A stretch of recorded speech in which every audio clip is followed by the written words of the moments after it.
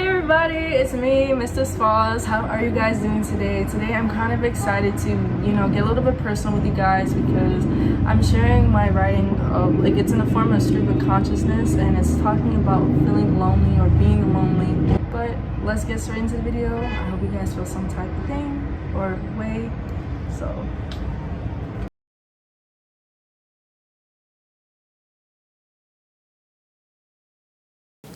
as I sit here in silence, I recall a memory from early on in January on my 18th birthday.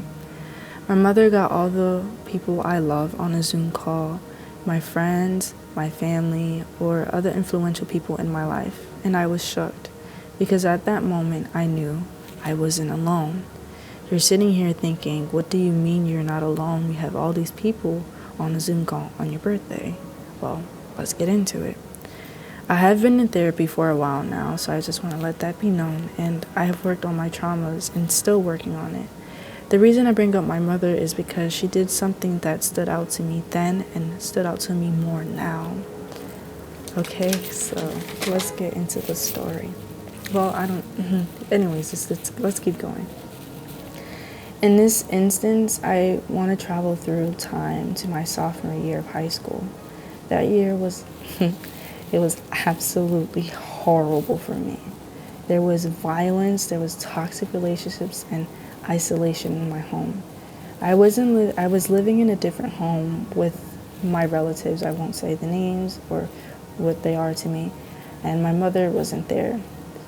In short story, I contemplated the S word so many times. How one time I got so close to it.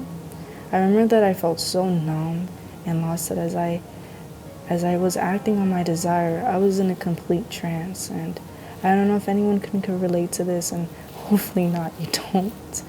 But as I dropped the bottle, a rush of awareness hit me. My mother's, my friends, and whoever's face that would take the time to notice of my passing. I was embarrassed that I hit this low, and I sat in my room just in silence until the next morning. This isn't going to be my life story because it'll be much worse, and I don't want my channel to be so dark and depressing. But I just want to say I'm so grateful to be in this place where I am right now, safe with my mother and in NYC. Ew, why did I say NYC? New York City, my bad. When I was younger, I hated it here because I thought it stripped me away from my quote home life I had in CT, where my family, my youth, my friends, my existence was in Connecticut, and I hated New York City for a really long time, and I wanted so badly to move back to Connecticut. But now, as I acknowledge the sanctuary it provided my mother from my crazy, violent father, and for me, a second chance to a peaceful and healthier life, because when I moved to Connecticut for the majority of my high school years, I've learned not my lesson, but the message of, appreciating what you had before.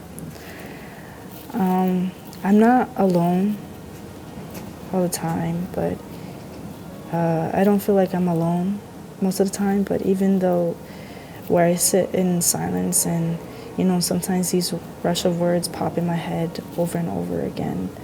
But I try to focus on something that's, helps me through every single day. It's just that I have a purpose, I have love in my life, and most of all, I have a new beginning. I really don't know why I felt the urge to make this video, but here it is.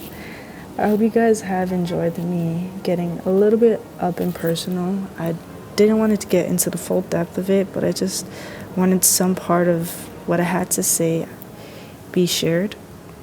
I hope you guys felt some type of way after hearing me say these things.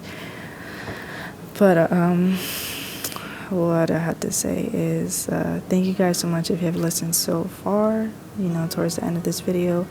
If you have time and if you can, please subscribe to my YouTube channel, push the notification button to be notified when I post a new video.